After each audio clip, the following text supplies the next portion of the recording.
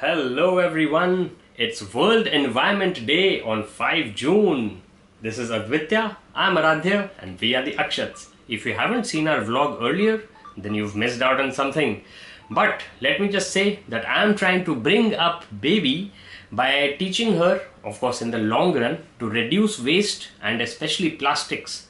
And I think one of the best ways we can do that is to take micro steps in our own lives so that our impact on Earth's environment is as low as possible, or at least as eco-friendly as possible. So, for example, we went to Ladakh without Advitya, and there we started the concept of zero impact travel, which means that you don't dispose your trash irresponsibly. You just keep it collected with you, take one dedicated plastic bag and just collect all your trash, whether you're going by car, bus, flight, whatever. Just dispose of it in designated places, not just randomly in the environment, because plastics have half-lives of hundreds and thousands of years.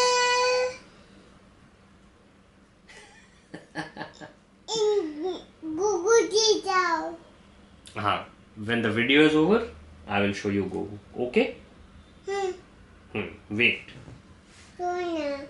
Say hi. Hi. Do hi. Hi. Good. And at the same time, as we are thinking about Earth, we have to give serious thought to making life multiplanetary, as Elon Musk says, before he got all wrapped up in Doge, before the Doge coin fiasco, and after his decision to return to Tesla and his brainchild SpaceX.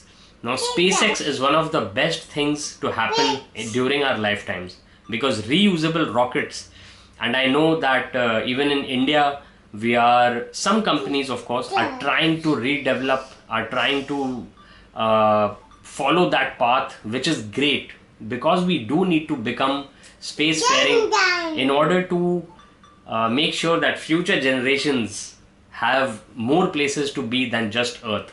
And in the long galactic scale of events, I hope that humanity will survive. Hi. As imagined by science fiction writers such as Isaac Asimov and yes, go. Keep it on that too. Okay, abhi after finishing the video, we will switch on the TV and watch Jungle Book.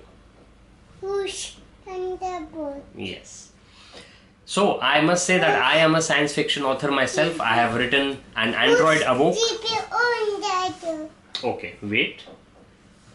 After we have crossed the barrier of settling on Mars, so my book, An Android Awoke, is set on Earth, Moon and Mars. The protagonists are the first android to gain sentience. He or she is lunar extractor, which means they're mining minerals on the moon.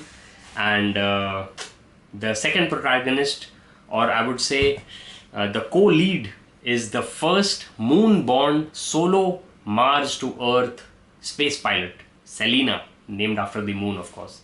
So she's a moony knight because she's born on the moon, and people have been on the moon for 2-3 generations by the time my novel occurs. And on Mars, a new element called martium has been found, which has certain properties which might make not faster than light but close to light speed travel across galactic distances possible. And of course that's the center of contention between the Earth, the moon and the Mars. So I think I have got it off to a, shall we say, alright start. But I would implore you to check out my fiction as well, along with the Foundation series by Isaac Asimov, and a lot of good literature that still exists out there, that has always existed before people started doom scrolling and rotting their brains, brain rot, and reality TV. But anyway, distractions are endless, but that is why I guess we can only hope that the future is going to be better always, and we don't turn into those octogenarians who are always reminiscing about how the days were better when we were kids.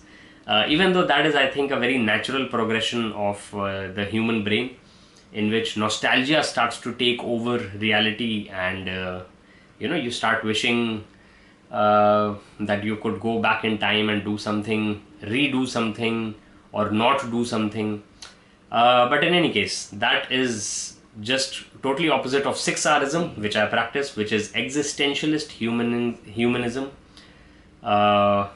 Basically, I do what I can in the progressively 6 hours that lie ahead of me, and hope the most positive things for the future. As the kids call it, manifesting things these days. So I manifest that I get to go above the Karman line, which is technically the beginning of space. So at least I go above that on a SpaceX or Blue Origin or Rocket Lab or Axiom Space. Any of these. Axiom is not really a launcher. They are the ones who are taking Shubhanshu Shukla, the second Indian astronaut ever. Cosmonaut was the first one actually. Squadron leader Rakesh Sharma. He is still alive and well, and I am sure he will be thrilled to see that his legacy is being carried forward in his lifetime by the astronaut group, the Gagan Yatri or Vyomnaut group of the Indian Space Research Organization. Yes, Advitya? Astronaut, yes, she heard astronaut, so she is saying, let's yellow Spider-Man. Let's switch on the astronaut. So there we go. The astronaut is on. Look up. Look up. Up. Nebula. So on World Environment Day, in conclusion of this vlog, I would say that do take little steps to reduce your impact on the planet, and encourage green living, encourage younger generation to be more mindful of how they spend money, because in the end the things we buy, like in Fight Club, the things you own end up owning you. So Fight Club poster is right there, Pulp Fiction is next to it. So all these things that have contributed to me becoming the person that I am, including the Lawrence School Seminar, from which I learned a lot about how nature is important. And in fact, we even went as a sort of a group to Shimla to meet with the Himachal Environment Ministry. But that was when I was a child. Pink Floyd. Very nice spiral there. Hi. So you want to say bye-bye? Come. Bye-bye. Say India. India. Here is Mera Bharat Mahan. Mera Bharat Mahan. Very good. Bye-bye. Wait. अभी इसको stop करेंगे. All right. Take care. Stay safe and goodbye.